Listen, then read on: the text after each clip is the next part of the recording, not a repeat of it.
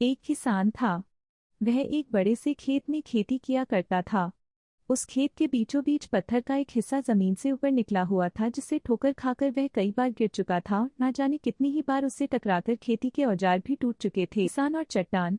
रोजाना की तरह आज भी वह सुबह सुबह खेती करने पहुंचा, पर जो सालों से होता आ रहा था एक वही हुआ। एक बार फिर किसान का हल पत्थर से टकराकर टूट गया। किसान बिल्कुल क्रोधित हो उठा और उसने मन ही मन सोचा कि आज जो भी हो जाए वह इस चट्टान को जमीन से निकालकर इस खेत के बाहर फेंक देगा। वह तुरंत भागा और गांव से 5 लोगों को बुला लाया। सभी को लेकर वह उस पत्थर के पास पहुंचा।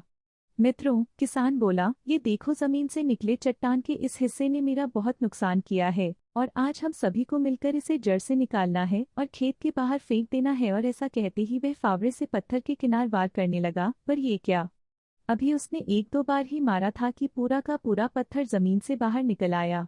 साथ खड़े लोग भी अचरज में पड़ गए और उन्हीं में से एक ने हंसते हुए पूछा, क्यों भाई, तुम तो कहते थे कि तुम्हारे खेत के बीच में एक बड़ी सी चट्टान दबी हुई है, पर ये तो एक मामूली सा पत्थर निकला। किसान भी आश्चर्य में पड़ गया। सालों से जिसे वह एक भारी भरकम चट्टान समझ रहा था, दरअसल वह बस एक छोटा सा पत्थर था। उसे पछतावा हुआ कि काश उसने पहले ही इसे निकालने का प्रयास किया होता, तो ना उसे इतना नुकसान उठाना पड़ता और ना ही दोस्तों के सामने उसका मजाक बनता। इस किसान की तरह ही हम भी कई बार जिंदगी में आने वाली छोटी छोटी बाधाओं को बहुत बड़ा समझ लेते हैं और उनसे निपटने की बजाय तकलीफ उठाते रहते हैं। जरूरत इस बात की है कि हम बिना समय गंवाए उन मुसीबतों से लड़ें।